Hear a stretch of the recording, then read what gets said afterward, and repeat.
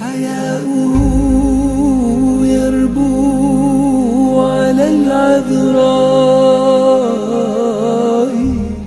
যাবতীয় প্রশংসা গুণগান ওই আল্লাহ রাব্বুল আলামিনের জন্য, যে আল্লাহ রাব্বুল আলামিনের অশেষ মেহেরবানিতে আজকে আমরা সপ্তাহের শ্রেষ্ঠ দিন জুমার দিন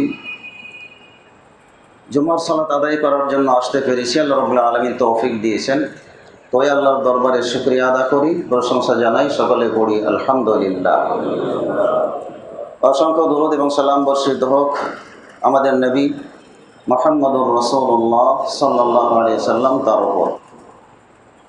সম্মানিত ভাইয়েরা, জুমার দিন এটি যেমন তেমন কোনো দিন নয়, শ্রেষ্ঠ দিন।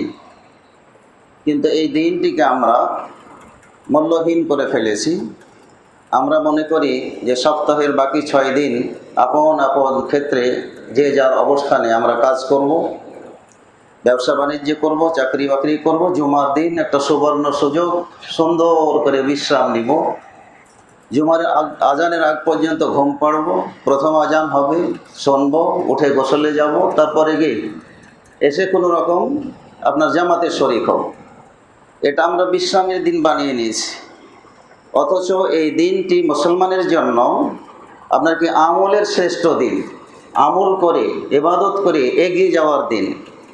সেই দিনের শ্রেষ্ঠত্ব আমরা ভুলে গেছি। এটা দুঃখের বিষয়, পরিতাপের বিষয় যে এই দিনটার গুরুত্ব আমাদের কাছে কমে গেছে। খাবার দাবার, দাওয়াত, এই সমস্ত বিষয় নিয়ে আমরা কি ব্যস্ত থাকি এই দিনে। অথচ এই দিনের প্রত্যেকটা মুহূর্ত আমাদের জন্য অতি মূল্যবান, কিন্তু এই মূল্য আমরা দেই না। সম্মানিত ভাইয়েরা, মা এবং বোনেরা, গত সপ্তাহে আমরা আলোচনা করেছিলাম হজের গুরুত্ব এবং ফজিলত সম্পর্কে। তো আলোচনা করতে গিয়ে আমরা ফজিলত এবং গুরুত্ব আলোচনা করার পরে আমরা উমরা পর্যন্ত গিয়েছিলাম, যে আমরা হজের নিয়াত বেঁধে মক্কায় গিয়ে আমাদের যে করণীয়, সেই করণীয় হচ্ছে যে আমরা উমরা করে হালাল হয়ে যাব যারা হজে তামাত্তু করবে। আর যারা হজে তামাত্তু করবে না, হজে কিরানের যারা নিয়াত করবে বা হজে ইফরাদের যারা নিয়াত করবে, তারা আপনার কি ইহরাম অবস্থাতেই তাদেরকে থাকতে হবে। 8 তারিখ আসলে তখন আপনার কি করতে হবে, আপনার নতুন করে হজের নিয়াত আপনার কি করতে হবে, বাঁধতে হবে। তো সম্মানিত ভাইয়েরা, গত সপ্তাহে কিছু আলোচনা করেছিলাম যে হজ তো আমরা করি, তো আসলে রাসূলের হজ হয় কি না এটা আমাদের দেখার বিষয়, লক্ষণীয় বিষয়। আমরা অনেকেই আপনার যারা দেওবন্দি, তারা দেওবন্দি তরিকার হজ করি, যারা নকশেবন্দের তরিকায় আমরা হজ করি, যারা শিয়া তরিকায় আমরা হজ করি, যারা রাফিজি, যারা খারিজি, তারা সেই তরিকায় কি আপনার হজ করে। কেউ যারা ব্রেলভি, তারা তাদের তরিকাতেই গিয়ে আপনার হজ করে। আমরা কার তরিকায় হজ করব? আমরাও তো আপনার কি বাংলাদেশের মানুষ। আমাদের দেশেও এরকম বহু মত এবং বহু দল আছে যারা তাদের নিজস্ব তরিকা অনুযায়ী হজ করার চেষ্টা করে। তো কোনো মুসলিম, কোনো ইমানদার যদি আল্লাহর রাসূলের তরিকায়, আল্লাহর রাসূলের সাহাবীদের হজের মতো হজ না করে, তাহলে কি তার হজ হবে? তার হজ হবে না। তাহলে আমাদের হজ যদি আল্লাহর দরবারে কবুল আমরা যদি করাতে চাই, তাহলে আমাদের প্রত্যেক হাজিদের উচিত হবে যে রাসূলের তরিকায় আমরা হজটা কিভাবে করব। এই হজের প্রত্যেকটা কাজ রাসূলের আপনার কি কাজের সাথে মিল করে আমাদের করতে হবে। ইহরাম বাঁধা থেকে নিয়ে আপনার মিনায় যাওয়া পর্যন্ত, মিনা থেকে আরাফায় যাওয়া পর্যন্ত, আরাফা থেকে আবার মুজদালিফায় আসা, মুজদালিফা থেকে আবার কি মিনায় আসা, এবং মিনা থেকে আবার কি কাবা ঘরে শেষ তওয়াফে ইফাদা করা, এই প্রত্যেকটা কাজ আল্লাহর রাসূলের তরিকা অনুযায়ী যদি না হয়, তাহলে ওই হজ আপনার কি হবে, প্রত্যাখ্যাত হয়ে যাবে, আল্লাহর দরবারে কবুল হবে না। হজ করলেই যে আমার হজ হয়ে যাবে বিষয়টা এমন নয়। তাই তো রাসূলুল্লাহ সাল্লাল্লাহু আলাইহি ওয়াসাল্লাম বলেছেন যে আল হজ্জুল মাবরুর লাইসা লাহু জাযাউন ইল্লাল জান্নাহ। যার হজ কবুল হবে তার পুরস্কার হলো জান্নাত, জান্নাত ছাড়া আর কিছুই না। তাহলে হজ কবুল সবার কিন্তু হবে না, এই জন্যই মাবরুর লাগানো হয়েছে। হজের ভিতরে নানান ধরনের সমস্যা থাকতে পারে। আমার হজের টাকার ভিতরে সমস্যা থাকতে পারে, হজের কাজ করতে গিয়ে আপনার নিয়মের ভিতরে সমস্যা থাকতে পারে, এবং হজ করতে গিয়ে আমার দ্বারা আপনার দ্বারা শিরক হয়ে যাওয়ার কি সম্ভাবনা রয়েছে। এই সব কিছু থেকে ঝগড়াঝাটি হতে পারে। সবগুলো থেকে মুক্ত থেকে যদি আমরা হজ করে আসতে পারি তাহলে আমার হজটা আপনার কি হবে, কবুলযোগ্য হবে। তাই তো নবী মুহাম্মদুর রাসূলুল্লাহ সাল্লাল্লাহু আলাইহি সাল্লাম হাদিসে বলেছেন, এবং আল্লাহ তাআলা কোরআনেও বলেছেন যে আল হাজ্জু আশহুরুম মালুমাত, যে হজের সময় হলো নির্দিষ্ট কিছু মাস, কয়েকটি মাস। ফামান ফারাযা ফীহিন্নাল হাজ্জা, অতএব এই সময়ে যারা নিজের ওপর হজকে আরোপ করে নেবে, ফরজ হজ আদায় করার জন্য যারা প্রস্তুত হবে, ফালা রাফাসা, যারা এই হজ পালনকে আরোপ করে নেবে, নিয়াত বেঁধে নেবে মিকাত থেকে, তখন তার জন্য ফালা রাফাসা, তার জন্য বৈধ নয় কোনো অশ্লীল কথাবার্তা বলা।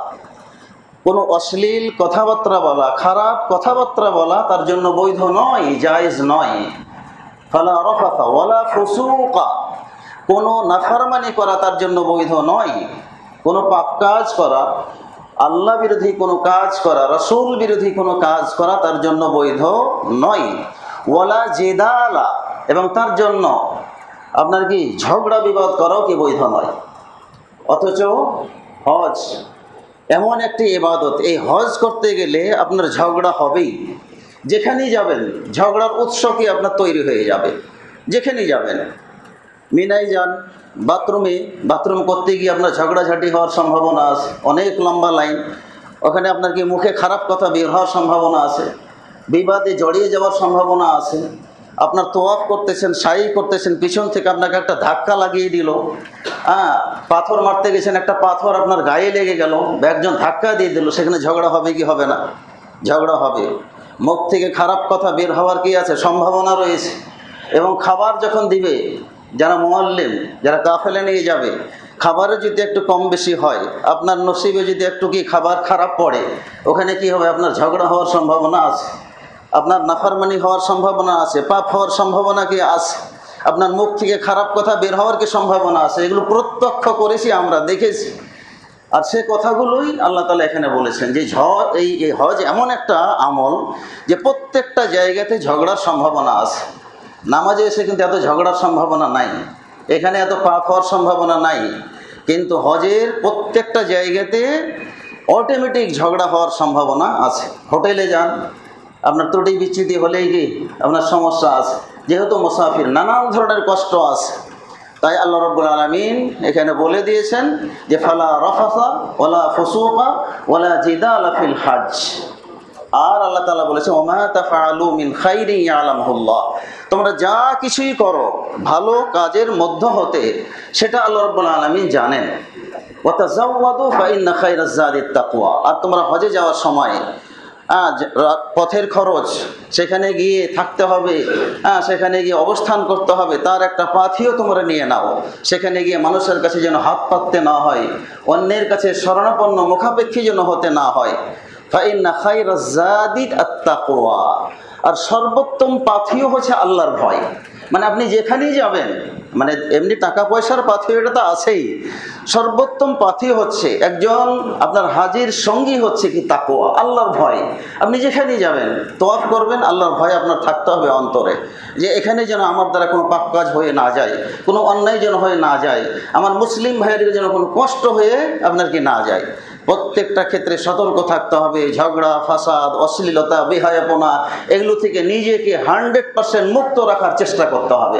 রাগ আসলেও কি সংবরণ করতে হবে। তাই আল্লাহ রাব্বুল আলামিন বলেছে যে ফাইন্না খায়রাজ যাদিত আত-তাকওয়া ওয়াত্তাকুনি। আল্লাহ রাব্বুল আলামিন আরো সাবধান করে, ওয়াত্তাকুনি ইয়া উলিল আলবাব, হে জ্ঞানবান ব্যক্তিরা, হে হাজিরা, তোমরা আমাকেই ভয় করো। তাহলে ভয় একমাত্র আল্লাহ রাব্বুল আলামিনকে কি করতে হবে। তো যেই কাবা ঘরের হজের জন্য আমরা যাব, এই কাবা ঘর তো এমনি আসে নাই, এই কাবা ঘরের লম্বা ইতিহাস আছে, লম্বা ইতিহাস আছে। এখানে শিরকের কোনো সুযোগ নাই। এই কাবা ঘর নির্মাণ করেছিলেন আল্লাহ রাব্বুল আলামিন। পুনর্নির্মাণের ব্যবস্থা আমাদের জাতির পিতা ইব্রাহিম আলাইহিস সালাতু ওয়াস সালামকে দিয়ে কি আপনার করিয়ে নিয়েছেন। আল্লাহ তাআলা সেটাও বলছেন সূরা হজ্জের ভিতরে, ওয়াইজ বাওয়ানা লিইব্রাহিম মাকানাল বাইতি আল্লা তুশরিক বি শাইআ আন তাহিরা বাইতা লিত-তাইফিনা ওয়াল আকিফিনা ওয়ার রুকআইস সুজুদ।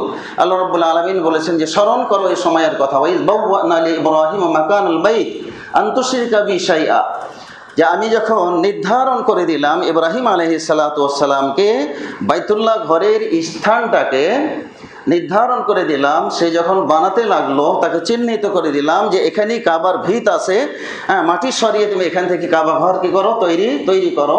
লম্বা ইতিহাসের দিকে যাবো না ইনশাআল্লাহ।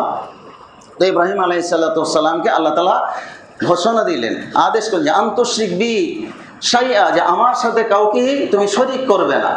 আল্লাহ রাব্বুল আলামিন আদেশ করলেন যে আমার সাথে কাউকে শরীক করবে না। আর কি করবা, ওয়াতাহির বাইতিয়া লিত-তাইফিন, যে যারা সারা বিশ্ব থেকে হজ করার জন্য আসবে, উমরা করার জন্য আসবে, এই বাইতুল্লাহকে তুমি পবিত্র করো।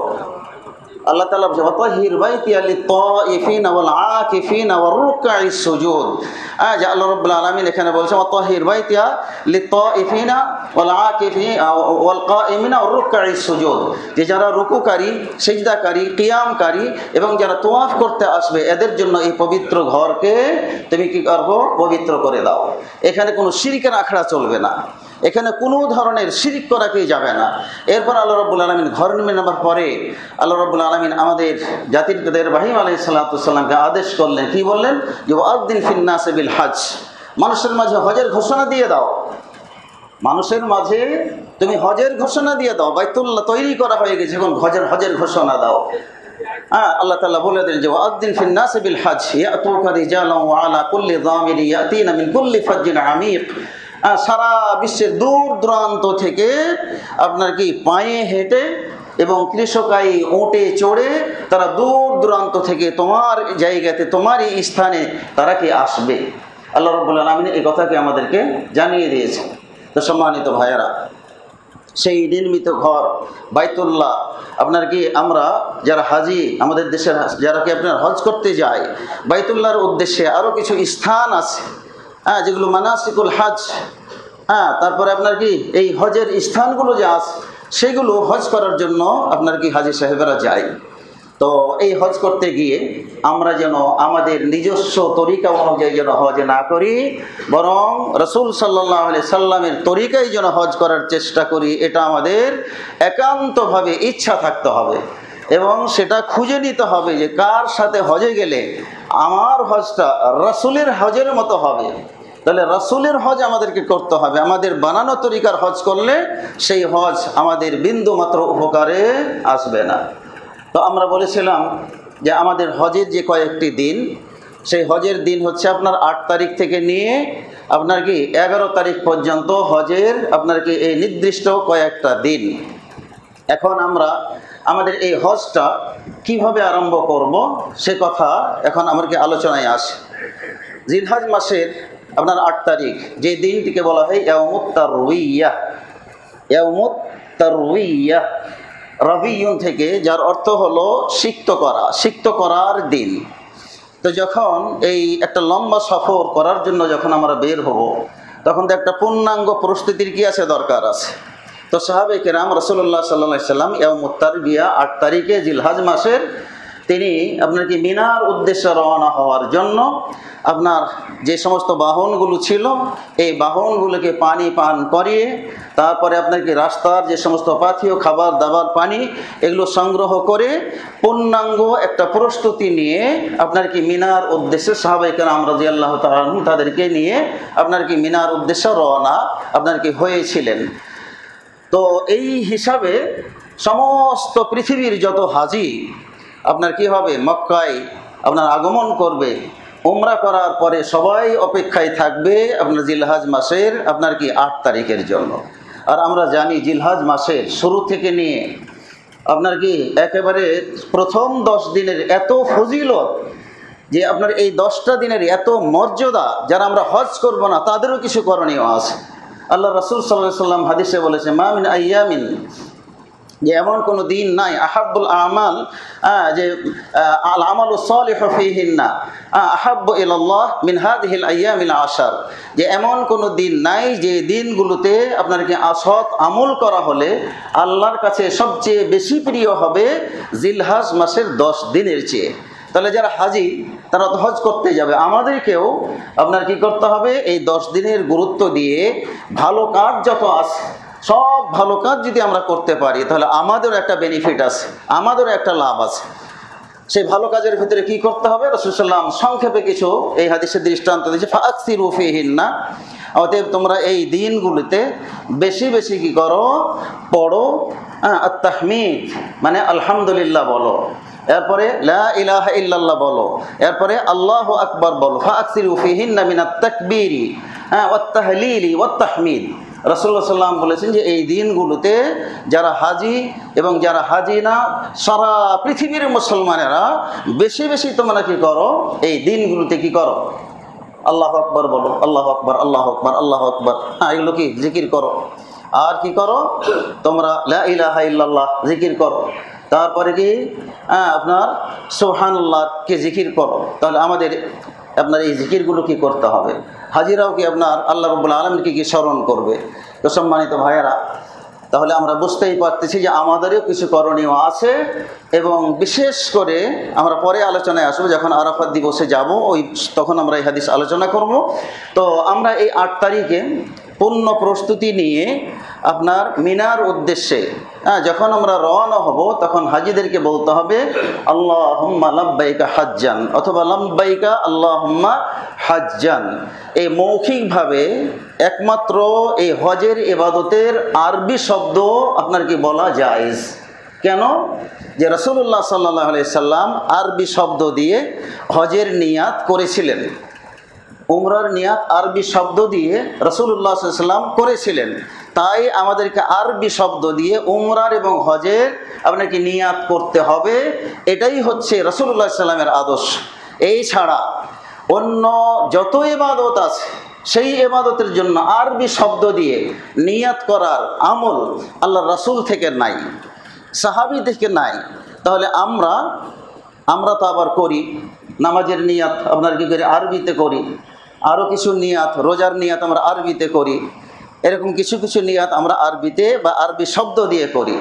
তো এটা আরবি শব্দ দিয়ে করাটা যদি বা আবশ্যক হতো তাহলে রাসূলুল্লাহ সাল্লাল্লাহু আলাইহি ওয়াসাল্লাম যেমন হজের করেছেন ওই রকম সালাতেরও কি করতেন। তাহলে বোঝাই যাচ্ছে যে সালাতের নিয়াত আরবি শব্দ দিয়ে আল্লাহ সাল্লাম করেন নাই। তো যেটা রাসূল করেন নাই আমরা যদি করি ভালো মনে করে, তাহলে এটা সুন্নাহ হবে, রাসূলকে মানা হবে? মানা হবে না। তাহলে 8 তারিখে আপনার কি আল্লাহুম্মা লাব্বাইকা হাজ্জান এই নিয়াত আপনার করার পরে মিনার উদ্দেশ্যে রওনা হতে হবে। এখানেও কাফেলার লোকেরা যেই কাজটি করে রাসূলের আপনার কি হজের মতো হজ করা থেকে অনেকটা বঞ্চিত করে কাফেলার আপনার কি ভাইয়েরা।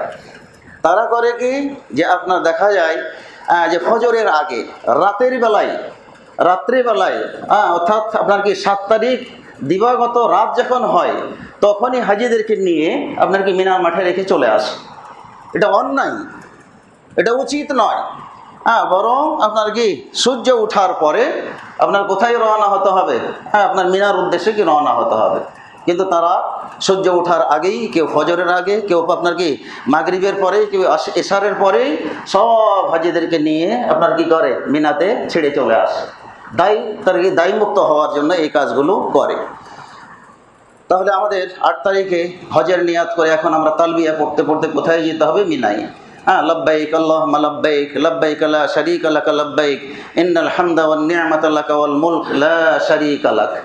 তাহলে এই তালবিয়া আল্লাহর এই ডাকে সাড়া দেওয়া যে হে আল্লাহ আমরা উপস্থিত, আমাদের পরিবার পরিজন সব ব্যবসা বাণিজ্য চাকরি বাকরি সব ফেলে দিয়ে আমরা তোমার দরবারে তোমাকে রাজি এবং খুশি করার জন্য আমরা চলে এসেছি। লাকাল হামদু, আপনার জন্যই যাবতীয় প্রশংসা। লাকাল হামদ, তারপর আপনার জন্যই কি সমস্ত নিয়ামত, এই ঘোষণা আমরা কি দিতে থাকি। এবং লা শারীকা লাক, এবং বলি যে তোমার কোনো শরীক নাই। আমরা মুখে বলছি কিন্তু হাজিরা আবার অনেক জায়গাতে কাজে কর্মে আপনার কি শরীক করে ফেলতেছে, আল্লাহর সাথে শিরিক করতেছে। তাহলে ওই সমস্ত হাজিদের হজ কবুল হবে না। আমরা ঘোষণা দিচ্ছি মুখে যে লা শারীকা লাক, লাব্বাইক, আপনার কোনো শরীক নাই, অথচ আমরা নানান জায়গাতে গিয়ে নানান আপনার কি শিরিক আমরা করতেছি। অনেকেই কাবা ঘরকে সিজদা দেয়, মনে করে কাবারই মনে হয় স্পেশাল কোনো শক্তি আছে। কাবা ঘরের কাছে অনেকে কি আপনার চেয়ে বসে এবং কাবা ঘরে গিয়ে আপনার কাপড় চোপড়গুলো আপনার কি মুছামুছি করে নিয়ে আসে এবং মনে করে এই কাপড়ের বরকতে গিয়ে আমার সব গুনাহ মাফ হয়ে যাবে। এরকম আপনার আকীদা এবং বিশ্বাস আছে না নাই? কাবা ঘরে গিয়ে কোথায় আপনার বাদামি কালারের পাথর আছে আমাদের দেশের হাজিরা খুঁজে, হ্যাঁ, কোথায় আল্লাহ রসুলের বাড়ি ছিল, হ্যাঁ, বাড়ির জায়গাটা খুঁজে ওখানে গিয়ে 2টা সিজদা দেয়। তো আল্লাহ রসুলের যেখানে জন্মস্থান ওখানে 2টা সিজদা দেওয়ার কথা কি কোনো হাদিসে আছে? তাহলে এই কাজগুলো আমাদের দেশের হাজিরা খুঁজে যে আল্লাহ রসুলের জন্ম কোথায় হয়েছিল, উম্মে হানির ঘর কোথায় আসলো, হ্যাঁ, এগুলো আপনার কি খুঁজে খুঁজে কি করে বের করে। হ্যাঁ, তারপরে ওই জায়গা থেকে কী করে আপনার বরকত নেওয়ার চেষ্টা করে, শিরিক করতেছে। এরকম শিরিক করলে ওই হজ কোনো কাজে আসবে না। আল্লাহ রাসূলের জন্মস্থানের এরকম কোনো ফজিলত আপনার কি নাই যে সেখানে জন্ম হওয়ার কারণে আপনার সব গুনাহ আল্লাহ মাফ করে দিবে 2টা সিজদা করলে, এরকম কথা নাই। যদি থাকতো তাহলে সাহাবীরা করতেন, আল্লাহ রাসূল সাল্লাম কি আপনার করতেন। তো এগুলো খুঁজে বের করে আপনাকে শিরিক করে। কারা করে? আমাদের দেশের হাজিরা করে। যারা বিদাতি তারা এগুলো শিখায়, আলেম ওলামা তাদেরকে এগুলো কি আপনার বলে দেয়, হ্যাঁ, যে বিশেষ বরকত, এই বরকত সেই বরকত। তো যাই হোক, আপনার কোথায় যেতে হবে? তার তালবিয়া, হ্যাঁ, যে আপনার কি কোনো শরীক নাই, লা শারীকা লাকা লাব্বাইক ইন্নাল হামদা ওয়ান নি'মাতা লাকা ওয়াল মুলক লা শারীকা লাক। হ্যাঁ, আপনার 2 বার আপনার লা শারীক আমরা বলতেছি, কিন্তু আমরা শিরিক করে যাচ্ছি। মিনায় যেতে হবে। মিনায় যাওয়ার পরে আপনার সেখানে গিয়ে আপনার জোহর, আসর, মাগরিব, এশা এবং ফজর, এই 5 ওয়াক্ত আপনার কি নামাজ মিনার মাঠে আপনার কি করতে হবে? পড়তে হবে। এখন দেখেন এখানেও বিদআত। মিনাতে গিয়ে আপনার কি আমাদের দেশের হাজিরা আপনার কসর পড়ে না। আমাদের দেশের হাজিরা মাযহাবী তরিকায় যেহেতু হজ করে, হ্যাঁ, যার কারণে তাদের মাসালা হলো যে 15 দিন পরে আর কসর করা যাবে না। তাহলে রাসূলুল্লাহ সাল্লাল্লাহু আলাইহি সাল্লাম মিনায় লক্ষাধিক সাহাবীকে নিয়ে আপনার কি করছেন? অবস্থান করতেছেন আপনার 8 তারিখে, এবং সেখানে আপনার 4 রাকাত বিশিষ্ট নামাজ যেগুলো, সেগুলো আল্লাহ রাসূল সাল্লাম কি করছেন? কসর পড়েছেন। সাহাবীরা কসর পড়েছেন। আল্লাহ রাসূলের পরে আবু বকর হজে গিয়েছেন, তারা কসর পড়েছেন। এরপরে আবু বকরের পরে উমর রাদিয়াল্লাহু তাআলা আনহু হজে গিয়েছেন, সাহাবীরা হজে গিয়েছেন, তারা কসর পড়েছেন। এবং আরব দেশের লোকেরা এখন পর্যন্ত কসর পড়ে, আর আমাদের দেশের ভাইয়েরা তারা কি কসর পড়তে চায় না, যে না, এখানে কসর করা যাবে না। কেন? যে আমাদের সফর 15 দিন হয়ে গেছে, যাদের সফর 15 দিন হয়ে গেছে, হ্যাঁ, তারা কি কসর করবে না। তাহলে এখানেও আপনার কি রাসূলের তরিকে কি ফলো করা হলো? মানা হলো না। তাহলে 8 তারিখ সেখানে 5 ওয়াক্ত সালাত আদায় করার পরে, ফজর সালাত আদায় করে সূর্য ওঠার পরে, নিয়ম হলো, সুন্নাহ হলো যে সূর্য ওঠার পরে মিনা থেকে আপনার রওনা হতে হবে কোথায়? আরাফার উদ্দেশ্যে। আরাফার উদ্দেশ্যে রওনা হতে হয়। আরাফার উদ্দেশ্যে রওনা আপনার সূর্য ওঠার পরে হতে হয়। এখানেও রাসূলের সুন্নাহকে আপনার সুন্নাহর কি করা হয়? বিরোধিতা করা হয়। সুন্নাহকে মানা হয় না, বা মানতে চাইলেও মানতে হাজিরা পারে না। কাদের জন্য? কাফেলাদের জন্য। হ্যাঁ, যে আপনার সূর্য ওঠার আগেই, হ্যাঁ, দেখা যাচ্ছে কেউ হয়তো ফজরের আগেও কি করে, হ্যাঁ, আপনার চলে যায়। হ্যাঁ, আমরা আরাফা আপনার মিনা থেকে তারা বের হওয়ার কি করে? চেষ্টা করে। আর না হলে ফজরের পরে তো আপনার মানে মাস্ট তারা বের হবেই। হ্যাঁ, এরকম অবস্থা কি তৈরি হয়ে যায়, এই গাড়িতে ওঠেন, গাড়ি ফেল করলে আর আপনারা যেতে পারবেন না। হ্যাঁ, আপনাদেরকে উঠায় নিয়ে আপনারা কোথায় চলে যাবে? আরাফার ময়দানে আপনাদেরকে ঢুকাই দেবে। অথচ রাসূলুল্লাহ সাল্লাল্লাহু আলাইহি ওয়াসাল্লামের হজ কেমন ছিল? ফজরের নামাজ পড়ে তাসবিহ তাহলিল করে জিকির আজকার করে সূর্য যখন উঠতো, উঠার পরে রাসূলুল্লাহ সাল্লাল্লাহু আলাইহি ওয়াসাল্লাম সাহাবীদেরকে নিয়ে আপনার রওনা হতেন কোথায়? আরাফার উদ্দেশ্যে। রাসূলুল্লাহ সাল্লাল্লাহু আলাইহি ওয়াসাল্লাম আরাফার উদ্দেশ্যে রওনা হতেন। তো আমাদেরও যাদের সম্ভব হবে সূর্য ওঠার পরে মিনা থেকে বের হওয়ার চেষ্টা করা। আর যদি সম্ভব না হয়, কাফেলার তারা যদি আমাদেরকে বাধ্য করে, এর জন্য দায়ী তারা। আল্লাহর কাছে ঠেকা থাকবে যে রাসূলের হজ তারা করাতে ব্যর্থ পারে নাই, তারা দায়ী। তো আরাফার মাঠে যাওয়ার সময় তো আমাদের একই অবস্থা, তালবিয়া পাঠ করতে করতে যেতে হবে। লাব্বাইক আল্লাহুম্মা লাব্বাইক লাব্বাইক লা শারীকা লাকা লাব্বাইক ইন্নাল হামদা ওয়ান নি'মাতা লাকা ওয়াল মুলক লা শারীকা লাক। একই ঘোষণা দিতে দিতে আপনার যেতে হবে কোথায়? আরাফার ময়দানে। আরাফার ময়দানে আপনার পৌঁছার পরে রাসূলুল্লাহ সাল্লাম যেটা করেছেন, যেহেতু সূর্য ঢোলার আগেই তিনি কি আরাফায় পৌঁছে গেছেন, তো পৌঁছে যাওয়ার পরে হুদুদে আরাফা, আরাফার যে সীমারেখা, আপনার সীমারেখার বাইরে রাসূলুল্লাহ সাল্লাম কী করেছেন, অবস্থান করেছেন। সেই জায়গাটির নাম ছিল নামেরা, এবং ওই নামেরা নামক জায়গাতে রাসূলুল্লাহ অবস্থান করার পরে যখন সূর্য ঢলে গেল, তখন তিনি আপনার কি আরাফার সীমানাতে তিনি কি করলেন, প্রবেশ করলেন। তো সূর্য ঢলার পরে আরাফার সীমানাতে যাওয়া এটা হলো কি সুন্নাহসম্মত, কিন্তু এই ক্ষেত্রেও হাজিরা সুন্নাহসম্মত কি আপনার ঢুকতে পারে না, প্রবেশ করতে পারে না। দেখা যাচ্ছে যে আপনার সূর্য ঢলার আগে, এমনকি ফজরের পরে নিয়ে আপনার কি হাজিদেরকে রেখে চলে আসছে আরাফা ময়দানে।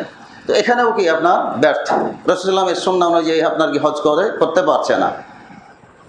তো আরাফার ময়দানে রাসূলুল্লাহ সাল্লাম ঢুকেছেন কখন, সূর্য ঢলার পরে। নামেরা নামক স্থানে রাসূলুল্লাহ অবস্থান করেছেন, এবং অবস্থান করার পরে ওই জায়গায় এখন বর্তমান যে নামেরা, এই নামেরায় একটা মসজিদ নির্মাণ হয়ে গেছে।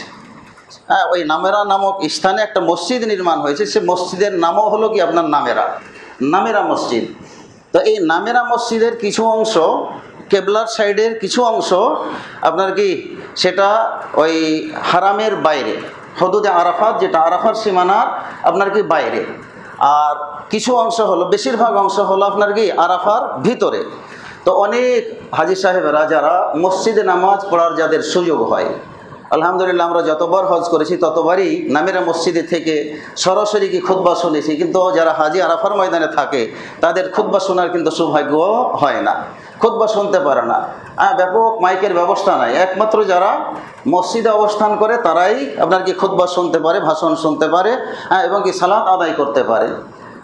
তো রাসূলুল্লাহ সাল্লাল্লাহু আলাইহি সাল্লাম আপনার কি করেছেন, হুদুদে আরাফাতের ভিতরে প্রবেশ করার পরে সর্বপ্রথম তিনি কি করেছেন, জোহরের সালাত আপনার কি করেছেন, আদায় করেছেন। এরপরে জোহরের সালাত আদায় করার পরে আপনার কি আসরের সালাত, সাথে সাথেই এক আজানে দুই একামতে দুই সালাতকে জামআন ওয়া কাসরান, একত্রে কসর করে কি করেছেন, আদায় করেছেন কে, রাসূলুল্লাহ সাল্লাল্লাহু আলাইহি সাল্লাম। তারপরে আপনার কি করেছেন, ভাষণ দিয়েছেন। এরপরে আপনার কি করেছেন, ভাষণ দিয়েছেন। তো আমরা এখানেও দেখা যায় যে আমাদের দেশের যারা তরিকাপন্থী হাজি, মাযহাবপন্থী যারা হাজি, বিভিন্ন দলপন্থী যারা হাজি, তারাও কি করে, আপনার দেখা যায় যে সেখানে কসর সালাত আদায় করে না। একটাই দলিল যে 15 দিন পার হয়ে গেলে আর আমরা মুসাফির নই। তো আল্লাহ রাসূল সাল্লাল্লাহু আলাইহি সাল্লাম কসর পড়েছেন, অথচ আমরা কি করতেছি, আপন আপন তাঁবুতে পূর্ণাঙ্গ নামাজ আদায় হচ্ছে। আমাদের দেশের হাজিরা, ভারত উপমহাদেশের হাজিরা আপনার আপন আপন তাঁবুতে জামাতবদ্ধভাবে সালাত আদায় করতেছে, কসর ছাড়া পূর্ণাঙ্গ সালাত আদায় করতেছে। তাহলে রাসূল সাল্লামের হজ হলো? এটা তো রাসূলের হজ হলো না। রাসূল সাল্লাম কসর করেছেন হজের সময়, আর আমরা কি কসর করছি না? তাহলে আমাদের হজটা তো রাসূল সাল্লামের হজের মতো হজ হচ্ছে না। তো খুতবার পরে আরাফার ময়দানে আপনার কি লক্ষ লক্ষ সারা পৃথিবী থেকে আসা হাজিদের বাকি সময়টুকুর করণীয় কি? বাকি সময়টুকুর করণীয় হচ্ছে আল্লাহ রাব্বুল আলামিনের কাছে বেশি বেশি আপনার দোয়া করা। রাসূলুল্লাহ সাল্লাল্লাহু আলাইহি ওয়াসাল্লাম বলেছেন যে আল হাজ্জু আরাফা, আরাফার দিনটাই হচ্ছে মূল হজ। মানে ওই আরাফার দিবসে আল্লাহ রাব্বুল আলামিন আপনার কি করেন, দুনিয়াবি আসমানে নেমে আসেন, এবং হাজিদেরকে লক্ষ্য করে আপনাকে আহ্বান জানাতে থাকেন যে তোমাদের কার কি চাওয়া পাওয়া আছে আমার কাছে চাও, আমি আল্লাহ রাব্বুল আলামিন তোমাদের সব চাওয়া পাওয়া কি করব, মিটিয়ে দিব, পূরণ করে দিব। যার যা চাহিদা আছে সব আপনার কি আল্লাহ রাব্বুল আলামিন পূরণ করার জন্য এই দুনিয়াবি আসমানে কি আপনার নেমে আসেন। আল্লাহর নেমে আসাটা আল্লাহর মতো কীভাবে আসেন, আমাদের বিশ্বাস করতে হবে যে আল্লাহর মতো নেমে আসেন, আমাদের মতো না যে আমরা এক জায়গা থেকে সরলে ওই জায়গা খালি হয়ে যায়। আল্লাহর বিষয়টা এমন না যে কি আল্লাহ নেমে আসলে আপনার কি আরশ ফাঁকা হয়ে যাবে, বিষয়টা কি এমন নয়। আল্লাহর নেমে আসা নজুল এটা আল্লাহর মতো। কিভাবে আসেন আল্লাহ রাব্বুল আলামিনের কাইফিয়ত, এর ধরন আল্লাহই জানেন। তো আল্লাহ রাব্বুল আলামিন নেমে আসার পরে এরকম আহ্বান জানাতে থাকে। তো হাজিদের উচিত হলো সালাত আদায় করার পরে, খুতবা শোনার পরে আল্লাহ রাব্বুল আলামিনের কাছে সন্ধ্যা পর্যন্ত একেবারে কি কান্নাকাটি করা, জিকির আজকার করা, কোরআন তেলাওয়াত করা, মাঝে মাঝে কি করা, আল্লাহ রাব্বুল আলামিনের কাছে আপনার কি দাঁড়িয়ে আপনার কি দোয়া করা, এক কোণে গিয়ে আপনার দোয়া করা, নির্জনে কোনো জায়গা পাওয়া যায় কিনা সেখানে গিয়ে আল্লাহ রাব্বুল আলামিনের কাছে কান্নাকাটি করে আপনার কি নিজের গুনাহ মাফ চাওয়া, আত্মীয় স্বজনের জন্য কি ক্ষমা চাওয়া, নিজ পরিবারের জন্য কল্যাণ চাওয়া, এইভাবে সন্ধ্যা পর্যন্ত আপনার দোয়া করতে হবে। আরাফার দিবসে রাসূলুল্লাহ সাল্লাল্লাহু আলাইহি ওয়াসাল্লাম সবচেয়ে বেশি যে দোয়াটি করতেন, রাসূলুল্লাহ সাল্লাল্লাহু আলাইহি ওয়াসাল্লাম বলেছে খায়রুদ দুআ ইয়াউমি আরাফা, যে সর্বশ্রেষ্ঠ দোয়া হচ্ছে আপনার বান্দাদের জন্য আপনার আরাফার দিবসের দোয়া। আরাফার দিবসের যে দোয়াটি, এই দোয়াটি হচ্ছে সর্বশ্রেষ্ঠ দোয়া। ওয়া খায়রু মা কুলতু আনা ওয়ান নাবিয়্যুনা মিন ক্বাবলি লা ইলাহা ইল্লাল্লাহু ওয়াহদাহু লা শারীকা লাহুল মুলকু ওয়া লাহুল হামদু ওয়া হুয়া আলা কুল্লি শাইইন কাদির। রাসূল সাল্লাল্লাহু আলাইহি বলছেন যে সর্বশ্রেষ্ঠ দোয়া হচ্ছে আরাফার দিনের দোয়া, আর সর্বশ্রেষ্ঠ ওই দোয়া যা আমি বলেছি এবং আমার পূর্বে যত নবী আল্লাহ রাব্বুল আলামিন এই পৃথিবীতে পাঠিয়েছিলেন সবাই যে দোয়াটি বলেছে সেটা হলো শ্রেষ্ঠ দোয়া, আর সেটি হলো কি লা ইলাহা ইল্লাল্লাহু ওয়াহদাহু লা শারীকা লাহু লাহুল মুলকু ওয়া লাহুল হামদু ওয়া হুয়া আলা কুল্লি শাইইন কাদির। এখানেও কি আল্লাহর একত্ববাদ ঘোষণা করা হয়েছে, যে তার কোনো শরীক নাই, তিনি এক মাহবুদ, এক সত্য মাহবুদ, এভাবে কি ঘোষণা কি আপনার এই দোয়ার ভিতরে করা হয়েছে। তাহলে আমরা আরাফার দিবসে যারা হাজি তারা তো এগুলো বলবেনই, আমরাও কি মানে আরাফার দিবসে এই দোয়াটি যেন বেশি বেশি কি করি, জিকির হিসাবে আমরা যেন বলি। বিশ্বের যে প্রান্তেই আমরা থাকি, এটা শ্রেষ্ঠ জিকির আরাফাত দিবসের দোয়া, আরাফার দিনের দোয়া, এই দোয়া যেন আমরা কি করি আপনার বেশি বেশি জিকির হিসাবে যেন আপনার কি করি পাঠ করি। আমাদের এটা পাঠ করতে হবে। সম্মানিত ভাইয়েরা, এরপরে যখন সন্ধ্যা লেগে যাবে, সূর্য যখন ডুবে যাবে, সূর্য ডুবার আগে আপনার আরাফার সীমারেখা থেকে কেউ বের হতে পারবে না। যদি কেউ বের হয়ে যায় তাহলে তার হজ বাতিল হয়ে যাবে। তাহলে সন্ধ্যা, সূর্য ডুবে যাবে, সূর্য ডুবার পরে যদি কেউ একটু বেশি লেট করে বের হয় তাহলে আরও ভালো। আপনাকে একটু অন্ধকার হয়ে যাওয়ার পরে যদি ওখান থেকে বের হয় তাহলে কি আরও উত্তম বলা হয়েছে। আর তা না হলে কমসে কম আপনার কি সূর্য ডুবার আগে কেউ যেন বের না হয়। সূর্য যখন ডুবে যাবে তখন আরাফার ময়দান থেকে বের হয়ে আপনার রওনা হতে হবে কোথায়, মুজদালিফার উদ্দেশ্যে। মুজদালিফার উদ্দেশ্যে রওনা হতে হবে। এখন আপনাদের একটা জানার বিষয় যে আরাফাতকে আরাফাত কেন বলা হয়, এগুলোরও কিন্তু ইতিহাস আছে। মিনাকে মিনা কী জন্য বলা হয়, মুজদালিফাকে মুজদালিফা কেন বলা হয়, এগুলোরও কি আছে, ইতিহাস আছে। তো সেই ইতিহাস আজ আলোচনা মানে সময়ের কারণে আমরা করতে পারবো না। শুধু আরাফার বিষয়টা জেনে রাখুন যে আরাফাকে আরাফা এ কারণেই বলা হয়েছে, তিনটা কারণ বর্ণনা করা হয়েছে। তার মধ্যে একটা হলো যে ইব্রাহিম আলাইহিস সালাতু ওয়াস সালাম যখন স্বপ্নে দেখলেন তার ছেলেকে কুরবানি করতে হবে, তো কুরবানি করার উদ্দেশ্যে উনি মিনার মাঠে কি রওনা হলেন। তো মিনার মাঠে যখন রওনা হন ইসমাইল আলাইহিস সালাতু ওয়াস সালামকে নিয়ে, জিবরিল আলাইহিস সালাতু ওয়াস সালামও কি সাথে ছিলেন। তারপরে কুরবানি করতে গেলেন, সেখানে এক ইতিহাস হয়ে গেল মিনায়। তারপরে আস্তে আস্তে তিনি গেলেন কি মাশারে হারাম মুজদালিফায়, সেদিকে রওনা হচ্ছেন। জিবরিল আলাইহিস সালাতু ওয়াস সালাম তার সাথে যাচ্ছেন এবং তিনি বলে দিচ্ছেন যে এগুলো হলো কি তোমার ভবিষ্যৎ প্রজন্মের এগুলো হজের স্থান, মাশারে হারাম, মানে এগুলো হচ্ছে মানে কি আলামত, এগুলো হলো চিহ্ন, ভবিষ্যৎ প্রজন্ম এখানে কি হজের জন্য এই সমস্ত কাজকর্ম করবে। এরপরে আপনার কি মুজদালিফা থেকে আরাফায় নিয়ে গেলেন। আরাফায় নিয়ে জিবরিল আলাইহিস সালাতু ওয়াস সালাম তাকে নিয়ে ঘুরতেছেন এবং বলতেছেন যে আরাফতা, যে তুমি কি মানে এই জায়গাটা চিনতেছো, কোন কোন জায়গা দেখালাম এগুলো কি তুমি চিনতেছো বা চিনেছো। তখন আরাফার ময়দানে তখন উত্তর দিয়েছিলেন ইব্রাহিম আলাইহিস সালাতু ওয়াস সালাম যে নাম আরাফতু, হ্যাঁ আমি চিনে নিলাম, ভালো করে আমি জেনে নিলাম। তো ওইখান থেকে আপনার আরাফার ময়দানকে আরাফাত বলা হয়েছে, এটা একটা মত। এবং এই হাদিসটি মুসনাদে আহমদে আছে। দ্বিতীয় আরেকটি মত যে আদম আলাইহিস সালাতু ওয়াস সালাম এবং হাওয়া আলাইহিস সালাতু ওয়াস সালামকে জান্নাত থেকে আল্লাহ রাব্বুল আলামিন বের করে দিয়েছিলেন। আমরা এই ইতিহাস জানি। যখন জান্নাত থেকে তাকে বের করে দেওয়া হলো একটা অপরাধের কারণে, দুইজনকে দুই জায়গায় কি আল্লাহ রাব্বুল আলামিন ফেললেন। এই ফেলার ইতিহাস নিয়েও আপনার অনেক ইখতিলাফ আছে, মতনৈক্য আছে যে কাকে কোথায় ফেলা হয়েছিল। শ্রীলঙ্কার এরা দাবি করে যে কি আমাদের এখানে পাহাড়ে ফেলা হয়েছে, আবার কেউ দাবি করে কি যে আপনার অন্য জায়গায় ফেলা হয়েছে। এগুলো নিয়ে মতভেদ আছে, কিন্তু কোনো ইসরায়েলি রেওয়ায়াত এগুলো থেকে বা ঐতিহাসিক যারা তারা এগুলো তথ্য দিয়েছে, এরকম মতামতও আছে যে আপনার আদম আলাইহিসসালামকে হিন্দ এলাকায় আপনার কি করা হয়েছিল, ফেলা হয়েছিল, আর হাওয়াকে ফেলা হয়েছিল আপনার কোথায়, জেদ্দায়। এরকমভাবে কেউ বলেছে সাফা পাহাড়ে আদমকে, মারুয়া পাহাড়ে কি আপনার হাওয়াকে। আবার কেউ বলছেন যে আপনার কি মানে আরাফার কাছাকাছি আদম আলাইহিসসালামকে বা হাওয়াকে কি মক্কা ঘরের কাছাকাছি আপনার কি ফেলা হয়েছিল বা বের করে তাকে সেখানে পাঠানো হয়েছিল, বাকি আল্লাহ আলাম। এগুলোকে কোনোটাই কি বিশ্বাস করা যাবে না, কেন যে বিশুদ্ধ রেওয়ায়াত দ্বারা এগুলো প্রমাণিত নয়, ইসরায়েলি রেওয়ায়াত। তো আলা কুল্লি হাল। আর দ্বিতীয় যে ঘটনা, আরাফাকে আরাফা এই কারণে বলা হয় যে সারা বিশ্বের হাজিরা এখানে গিয়ে আপনার কি পরস্পরের সাথে পরিচিত হয়। আরাফাত শব্দের অর্থ হলো পরিচিত হওয়া। তো এখানে পরিচিত হয়, একজন আরেকজনের সাথে দেখা হয়। আর আরেকটা কি করে, ফায়াতারিফুনা বিযুনুবিহিম, তাদের সকল গুনাহ তারা কি করে, স্বীকার করে নেয় যে আল্লাহ, আমি এরকম মানুষের টাকা মেরে এসেছি, আমি এরকম পাপ কাজ করেছি, আমি এরকম ব্যভিচার করে এসেছি, মানে নানান পাপ কাজ স্বীকার করে নেয় আল্লাহর কাছে যে আল্লাহ এই পাপ কাজগুলো করে এসেছে, আমাকে ক্ষমা করে দাও। তো মানুষের যেটা হক সেটা তো আল্লাহ তাআলা ক্ষমা করবেন না, কিন্তু আল্লাহর যেটা হক, যেটা আমরা কি করেছি, আল্লাহর হুকুম অমান্য করেছি, এটা আল্লাহ রাব্বুল আলামিন কি করবেন, মাফ করে দিবেন। তাহলে এই যে পাপ স্বীকার করে নেওয়া, আল্লাহর কাছে স্বীকার করে নেওয়া, স্বীকৃতি দেওয়া, এই দৃষ্টিকোণ থেকে আরাফাতকে আরাফাত আপনার কি বলা হয়ে থাকে। আর তৃতীয় মত যেটা, যে আদম এবং হাওয়ার এই আরাফাতে কি হয়েছিল, তাদের দেখা সাক্ষাৎ হয়েছিল, পরিচয় ঘটেছিল সর্বশেষ। এবং তাদের উভয়ের যে বিচ্ছিন্ন সময়, দীর্ঘ সময় কেটেছে, এখানে তাদের আপনার কি হয়েছিল, দেখা সাক্ষাৎ হয়ে পরিচয় হয়েছিল। এই জন্য আরাফার ময়দানকে বা আরাফাত বলা হয়ে থাকে, বাকি আল্লাহ আলাম। তো যাই হোক, আমাদের বাকি আরাফাত থেকে আমরা এখন আসবো কোথায়, মাগরিবের পরে মুজদালিফায় চলে আসতে হবে। তো মুজদালিফায় যখন আমরা আসবো, শান্ত মন নিয়ে সারাটা দিন যেহেতু জিকির আজকার করেছি, মুজদালিফায় ধীরে সুস্থে আস্তে আস্তে মুজদালিফায় চলে আসতে হবে। এবং মুজদালিফায় এসে আপনার মাগরিব যদিও আপনার কি আরাফাতই হয়ে যাবে মাগরিবের সময়, তো মাগরিবের সালাত আদায় করা যাবে না।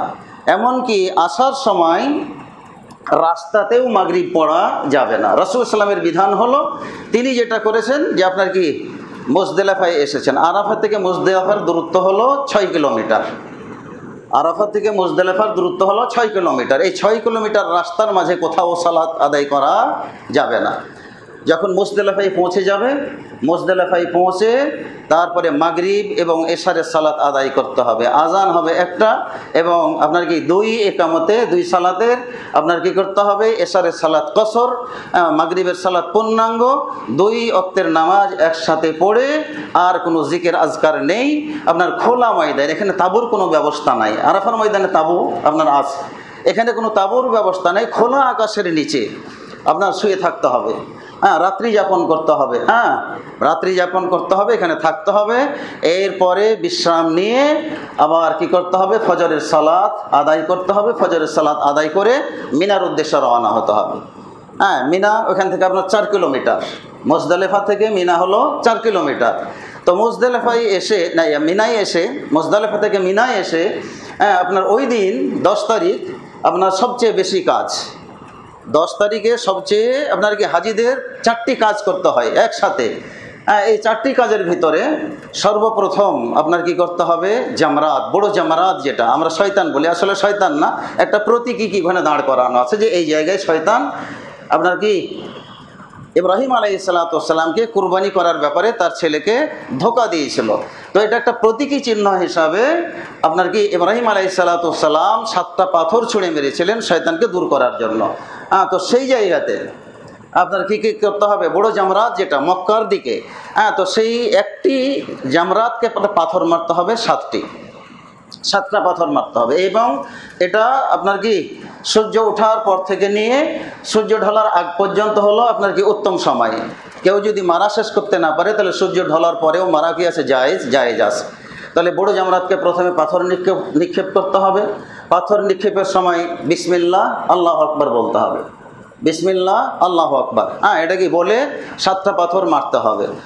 যদি কোনো পাথর ওই নির্দিষ্ট জায়গাতে না পড়ে তাহলে এক্সট্রা পাথর নিয়ে আপনার কি 7টা পূরণ করতে হবে। কেউ যদি 6টা মারলো, একটা বাইরে চলে গেল, ওই নির্দিষ্ট সীমায় পড়লো না, তাহলে তার পাথর মারা পূর্ণ হলো না, এটা অসম্পূর্ণ কি থেকে যাবে। এই জন্য হাজিদের উচিত হলো 7টির বেশি পাথর নিজের কাছে রাখা এবং 7টি মারতে হবে। আমরা আবেগে যেন আবার 8টা 10টাও কি না মারি, একটা একটা করে পাথর মারতে হবে। বিসমিল্লাহ আল্লাহু আকবার বলে পাথর মারা শেষ হলে কুরবানি করা, এরপরে কুরবানি শেষ হলে মাথা নাড়া করা। মাথা যখন নাড়া করা হয়ে যাবে তখন আপনার যেই কাজগুলো করা আপনার হাজিদের জন্য হারাম ছিল সেগুলো হালাল হয়ে যাবে। এরপরে আপনার যেতে হবে তোয়াফে ইফাদা, মক্কায় যেতে হবে। মক্কায় যাওয়ার পরে আপনার কি করতে হবে? তোয়াফ করতে হবে, যে তোয়াফের নাম হলো তোয়াফে ইফাদা। তো সেই তোয়াফ করে এরপরে বাকি সময়টুকু আপনার কি অবস্থান করা।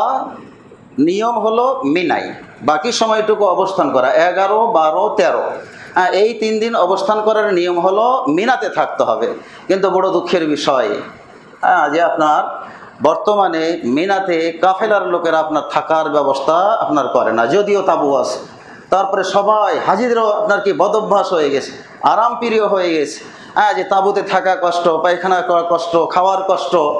এই জন্য তারাও করে কি, মক্কায় তোয়াফ করতে এসে হোটেলে চলে যায়, হোটেলে গিয়ে আরামে থাকে, খায়, তারপরে কি সেখানে অবস্থান করে। কোনো রকম আপনার শেষ রাত্রে গিয়ে একটু কি পাড়া দিয়ে চলে আসে মিনার মাঠে, এসে আবার দিনের বেলা কি করে আপনার মক্কার হোটেলে ঘুমায়। তো এরকম অবস্থা আপনার হাজিদেরকে আপনার হয়ে গেছে। তা আমরা তো হজ করতে গেছি, এখন হজটা যদি সঠিকভাবে না করি তাহলে আমরা এত টাকা পয়সা খরচ করে লাভটা কি হলো? তো মক্কায় অবস্থান করে দিনের বেলা, রাত্রি গিয়ে কোনো রকম মিনায় থেকে চলে আস। নিয়ম হলো 11, 12, এই 2 দিন আপনার মিনায় রাত্রি যাপন করা, এটা হলো ওয়াজিব। এই কাজ যদি কেউ না করে তাহলে সে গুনাহগার হবে। সে কি হবে? গুনাহগার হবে। মোটেও যদি না যায় তাহলে তাকে আপনার কি করতে হবে? দমও দিতে হবে, এক্সট্রা একটা কি জরিমানাও দিতে হবে।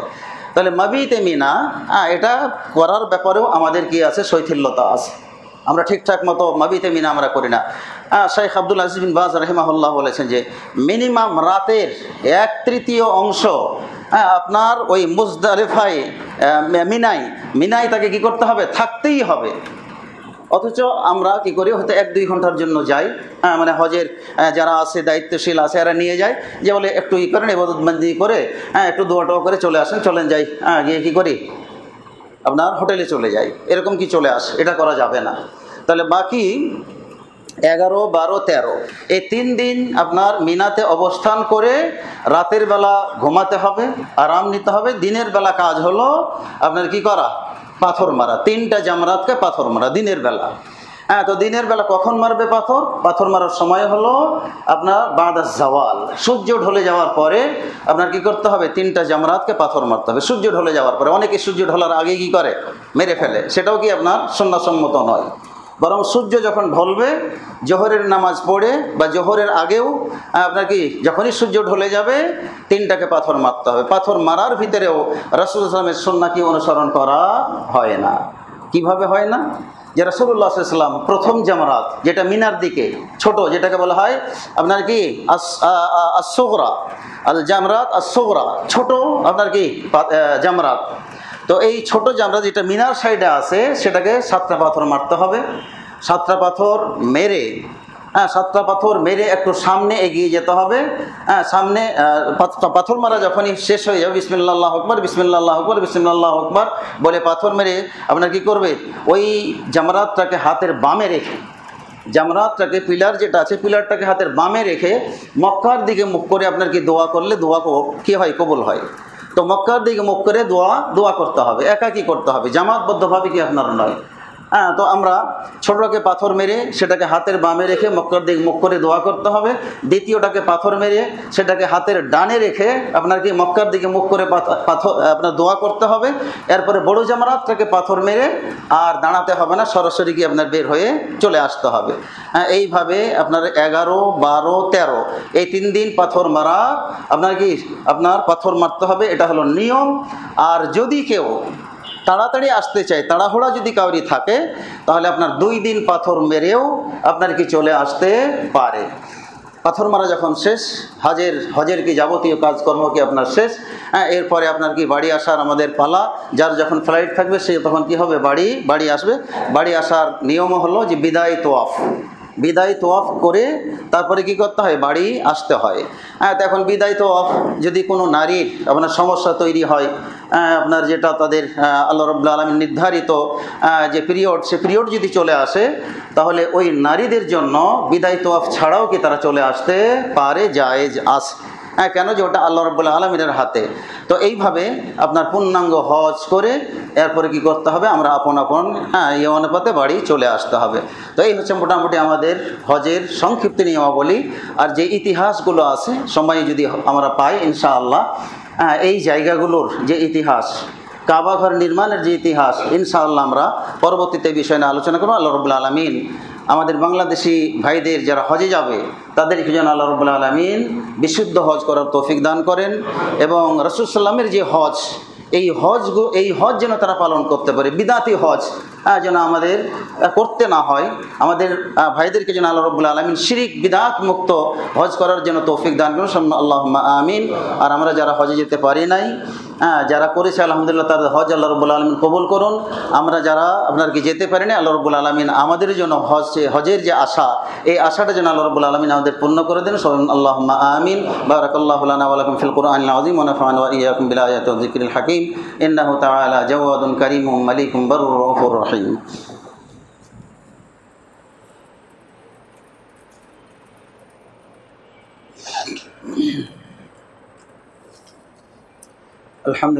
আলহামদুলিল্লাহ কাফা ওয়া সালামুন আলা ইবাদিহিল্লাযীনা ইসতাফা, আম্মা বা'দ। আউযু বিল্লাহি মিনাশ শাইতানির রাজীম। ক্বালা তাআলা ফি কালামিহিল মাজিদ ওয়া যাক্কির ফাইন্নায যিকরা তানফাউল মুমিনিন। সম্মানিত ভাইয়েরা, আল্লাহ রাসূলকে আল্লাহ তাআলা বলছেন যে তুমি উপদেশ দাও মুমিনদেরকে। এই উপদেশ যারা মুমিন তাদের কাজে আসবে, উপকারে আসবে। তো আমাদের ভাইয়েরা যারা আমাদের দেশ থেকে হজে যায়, বিশেষ করে যারা বিদাতি হজ করে, তাদের জন্য আমরা দোয়া করি আল্লাহ রাব্বুল আলামিন তাদেরকে হেদায়েত দান করুন। আমাদের দেশে যারা যে সমস্ত আলেমেরা এ ধরনের বিদআতি ফতোয়া দেয়, আল্লাহ রাব্বুল আলামিন তাদেরকে বোঝার জন্য তৌফিক দান করেন যে আসলে মানে এটা বিদআত, এই বিদআত বুঝে বিদআতকে যেন তারা ছাড়তে পারে, শিরককে যেন তারা ছাড়তে পারে, সেই তৌফিক যেন আল্লাহ রাব্বুল আলামিন দান করেন। সবাই আল্লাহুম্মা আমিন। আমাদের এক ভাই তার বড় ভাইয়ের অপারেশনের জন্য দোয়া করেছেন, অসুস্থ আছেন, উনি দোয়া চেয়েছেন। আমরা তার জন্য আন্তরিকভাবে দোয়া করি আল্লাহ রাব্বুল আলামিন তাকে যেন পূর্ণাঙ্গ সুস্থতা দান করেন। সবাই আল্লাহুম্মা আমিন। আর আপনারা জানেন যে আমাদের এই মসজিদ থেকে আমাদের ফিলিস্তিনি ভাইদের জন্য আপনার কি সাহায্য উঠানো হচ্ছে 2 জমাত থেকে, এবং আজকেই শেষ। এবং এখানকার এই সাহায্য আলহামদুলিল্লাহ 87,000 টাকা উঠেছে, যেটা জমিয়ত অফিসে আপনার কি দিয়ে আসা হয়েছে। আপনারা এখনও যারা দেন নাই, ফিলিস্তিনি ভাইদের সাহায্য করেন নাই, আমরা মানবিক দিক বিবেচনা করে আমরা এগিয়ে আসি। আল্লাহ রাব্বুল আলামিন আমাদেরকে পরস্পর সহযোগিতা করার কথা বলছে, ওয়া তাআওয়ানু আলাল বিররি ওয়াত তাকওয়া, নেকি এবং তাকওয়ার কাজে সাহায্য করো। তো আমরা তাদেরকে সাহায্য যদি না করি, তারা কীভাবে জীবনযাপন করবে? অবশ্যই মানবিক দিক বিবেচনা করে আমরা তাদেরকে সাহায্য করার চেষ্টা করব। আল্লাহ রাসূল সাল্লাল্লাহু আলাইহি ওয়াসাল্লাম হাদিসে বলেছেন, আল্লাহু ফি আউনিল আবদি মা কানাল আবদু ফি আউনি আখিহি, যে আল্লাহ রাব্বুল আলামিন ওই বান্দার সাহায্যে থাকেন যে বান্দা তার মুসলিম ভাইয়ের সাহায্যে আপনার কি সাহায্য করেন। তো আমরা ইমানি দায়িত্ব নিয়ে আমরা সাহায্য করার চেষ্টা করব। এখনও যারা আমরা দেইনি, আমরা দেওয়ার চেষ্টা করি, দান করার চেষ্টা করি। আল্লাহ রাব্বুল আলামিন আমাদের এই মুসলিম ভাইদেরকে আপনার কি সাহায্য করার তৌফিক দান করুন। আল্লাহ তাদের বিপদ আপদকে দূর করুন। তাদের এই কষ্টের ক্ষেত্রে আল্লাহ তুমি তাদেরকে ধৈর্য ধারণ করার তৌফিক দান করুন। আল্লাহুম্মা আমিন।